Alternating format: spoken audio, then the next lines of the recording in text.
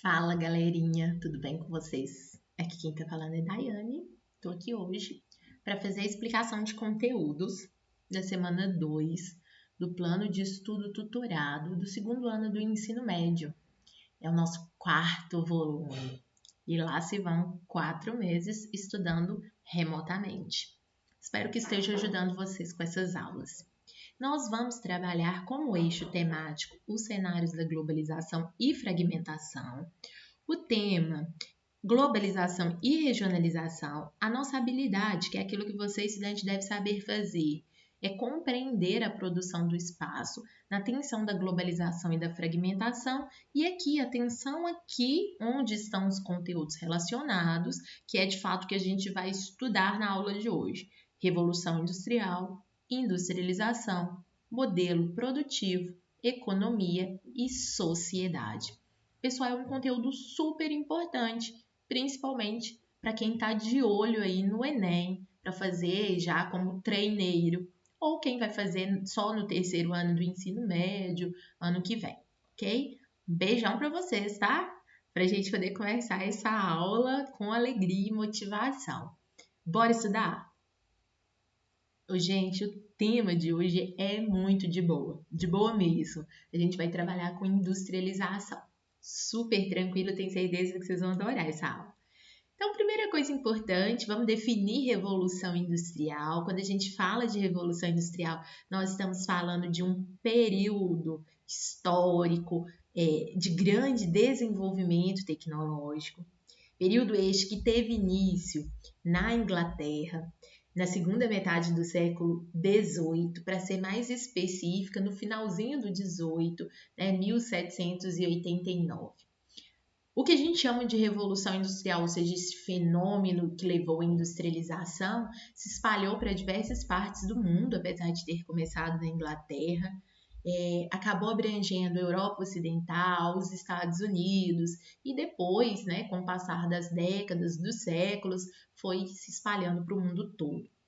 É muito importante a gente considerar que a Revolução Industrial, que a industrialização, foi responsável e, ao mesmo tempo, foi uma consequência do sistema capitalista.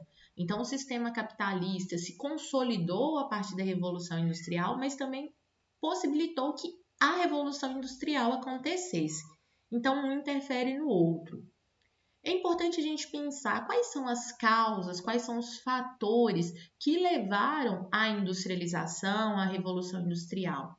O aumento da riqueza da classe social burguesa, então a burguesia foi enriquecendo, principalmente com a venda dos excedentes da produção, principalmente com a expansão do comércio. Então ela enriqueceu, essa classe social enriquecida acumulou capital e a partir desse acúmulo de capital ela foi capaz, a burguesia foi capaz de financiar um progresso técnico e que levou à instalação de maquinários e de outras tecnologias nas indústrias. Além disso, esse acúmulo de capital também viabilizou investimentos, na elaboração de projetos que visavam aperfeiçoar técnicas de produção. Esses projetos geraram, por exemplo, a criação de inúmeros e variados modelos de máquinas que passaram a ser usufruídas pela indústria. Além disso, uma causa importante para que a Inglaterra, por exemplo, fosse a pioneira da Revolução Industrial foi a acumulação de matéria-prima, fundamental para a industrialização. Lembrando que esse acúmulo de matérias-primas pela Inglaterra, pela França, decorrem do processo de neocolonialismo ou imperialismo. Nós podemos dividir a industrialização ou revolução industrial em etapas. Não significa que elas sejam de fato fragmentadas. A gente só divide em etapas para facilitar o estudo, para facilitar a compreensão. Na verdade, é um processo de evolução que não é tão segmentado assim, não. Mas para a gente entender e estudar melhor, A primeira revolução industrial, ou seja, o primeiro momento dessa industrialização, como eu já disse, teve início no século XVIII, em Londres, capital da Inglaterra, e em Paris, capital da França. As principais inovações e invenções do período, primeira revolução, foram as máquinas, navios e locomotivas a vapor. Então, a criação e o desenvolvimento do motor a vapor foi fundamental para que a primeira revolução acontecesse. Os trabalhadores, que antes eram artesãos, trabalhavam de forma isolada, trabalhavam de forma lenta, trabalhavam em suas próprias casas, sem uso de máquinas, eles passaram a se concentrar em um mesmo local de produção, chamado de fábrica. Então, a fábrica é o local onde a produção acontece em si.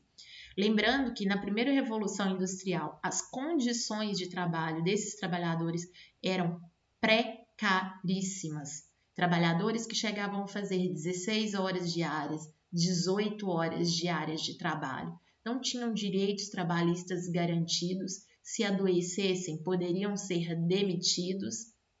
Além disso, os trabalhadores não tinham direitos a férias, 13º salário, seguro-desemprego, que são concepções claras para a gente hoje, mas naquela época não eram. Então, as condições trabalhistas eram as piores possíveis.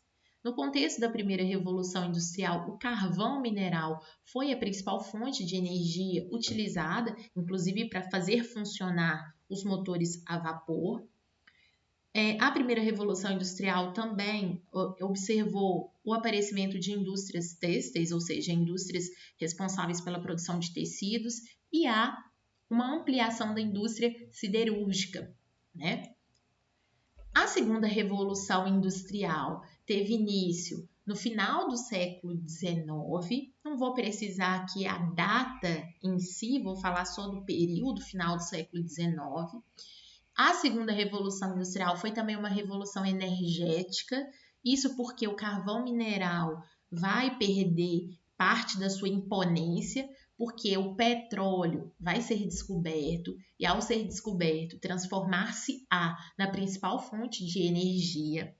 As grandes siderúrgicas e metalúrgicas, assim como a indústria química e a automobilística se expandem. Então, as siderúrgicas elas vão surgir lá no finalzinho da primeira revolução industrial, mas vão se expandir de fato, vão se ampliar na segunda revolução industrial.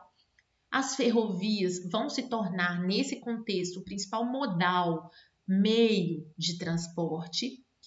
Uma invenção, uma inovação tecnológica importantíssima foi o motor a explosão ou motor a combustão, que funciona a partir da queima de um combustível fóssil, nesse caso, o petróleo. A invenção do motor a combustão ou explosão foi fundamental para o desenvolvimento, a criação dos automóveis e depois a expansão da indústria automobilística.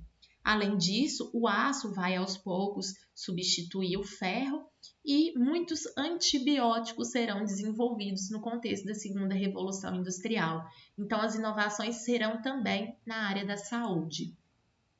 A terceira revolução industrial, que é o contexto que a gente vive hoje. Tem autores, pesquisadores que dizem que a gente vive no limiar da terceira para a quarta revolução industrial, ou seja, num momento de transição entre terceira e quarta.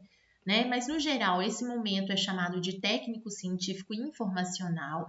Isso porque os três pilares das indústrias hoje são a tecnologia, a ciência e a informação. A terceira revolução industrial teve início com o fim da Segunda Guerra Mundial, ou seja, a partir da década de 1940, só que ela vai ganhar força de fato na década de 1970.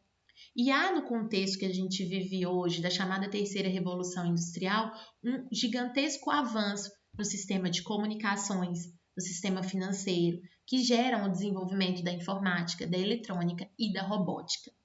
De forma geral, quando a gente fala da industrialização, esse fenômeno, chamado de industrialização, proporcionou transformações urbanas e também transformações rurais, principalmente com o aumento da produção agrícola. É lógico que isso é um ponto positivo, o aumento da produção agrícola, mas ela tem também sua nuance negativa, como, por exemplo, o desemprego no campo. Isso porque muitas máquinas substituirão trabalhadores. Do ponto de vista urbano, as transformações urbanas proporcionadas pela industrialização mudam os nossos modos de vida, surgindo, portanto, novos modos de vida. Além disso, a industrialização proporcionou o desenvolvimento de meios de transporte e comunicação que, claro, transformou o ambiente urbano e também transformou os nossos modos de vida. Ok, pessoal? Então, essa foi a aula de explicação da semana 2. Amanhã, no canal, tem aula de correção dos exercícios. Aguardo vocês aqui, tá? Um beijo e até lá!